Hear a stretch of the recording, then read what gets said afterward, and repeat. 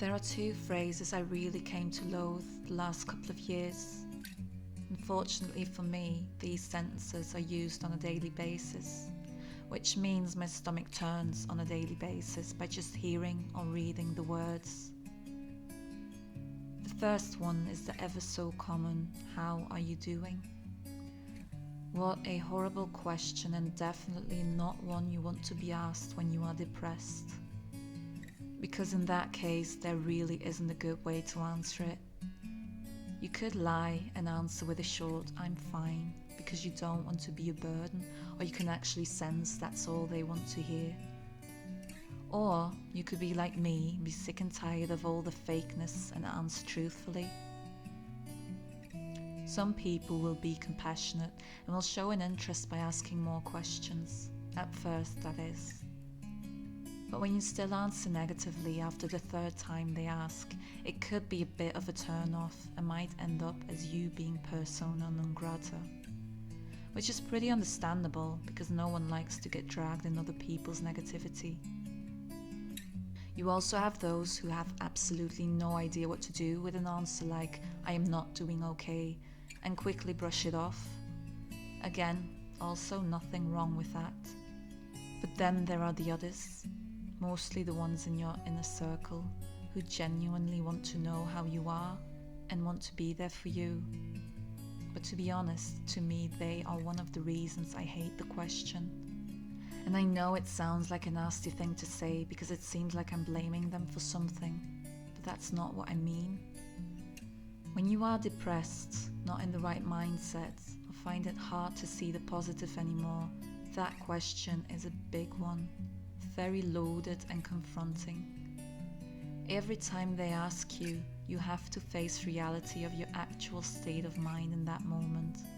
Time after time, you have to admit to them and yourself that you are still not doing well. Healing from a depression is a very long process, and if you are an impatient person like I am, you get frustrated that you just can't seem to get your act together. After a while, you do feel like that burden to them, and that really wears you out. You want nothing more than to say you are turning into that cheerful person again they once knew, but you can't, and that's devastating. I received this message from a co-worker who was also wondering how I was doing. It took me more than a week to reply, just because I had no idea what to say. You start to feel like a broken record, having to repeat the same thing over and over again. But eventually I did text him back saying I was sorry for the late message and explained truthfully I found it difficult to give a proper answer. He said it wouldn't be nice for me either if no one would ask me anymore. But no, I'm sorry, I don't agree. I'm at that stage where I just want to be left alone while healing. Even though this might be something that's not easy to understand and may sound very selfish and ungrateful, but for me that's what it is. The second phrase I really can't stand anymore is "everything will be alright." It's a sentence I used to say myself, because of course there's a lot of truth in it. I had this mantra saying "always remember next year," and that's one I do still repeat to myself once in a while. But when you feel like a mess and are afraid how things will proceed in your life, the absolute last thing you want to hear is that everything will be alright. At that moment, those words sound so empty, shallow, even degrading. They mean nothing. It's like telling someone who just got dumped that there are more fish in the sea. I just think there is a different rulebook for people who are going through depression and for the ones who have to deal with them. The obvious suddenly becomes very complicated, and it can be very difficult to find the right approach. The person who is facing the illness is going through hell. They mostly have lost all sense of self, can't seem to find a way to get out, and carry a lot of guilt and shame with them. But to the people around them, the loved ones, it must be equally as excruciating. All they can do is sit and watch, while their instincts are telling them to do something and fix it. When you love someone, it can be unbearable to see them suffering. You want to be the hero of their story and take the pain away. And if everything is true what I just talked about, it actually means you are put in an almost impossible position. You want to be there for them and show up, letting them feel they are not alone. But at the same time, you don't want to pressure them and give them the space and time they need or ask for.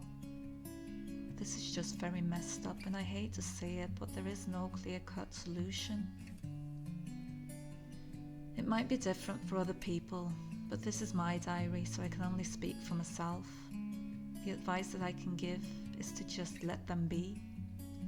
Even though you want them to know you are not leaving them, stop calling or send messages to ask how they are doing.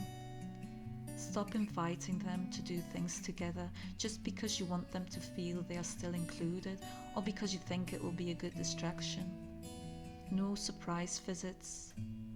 Instead, tell them you love them, that you are here when they need you, that you are thinking about them. That's it. No more. Be very patient and don't take it personal when they don't reply to your messages or pick up the phone. Just think of it as them being in a completely different world where they are hard to reach, because figuratively speaking, that is kind of how it is. If you move at their pace and just send them these reminders once in a while, they will come back to you when they are ready. It may not seem much, and it might still make you feel like a useless bystander, but coming from someone who is going through it, believe me, it does make a whole world of difference.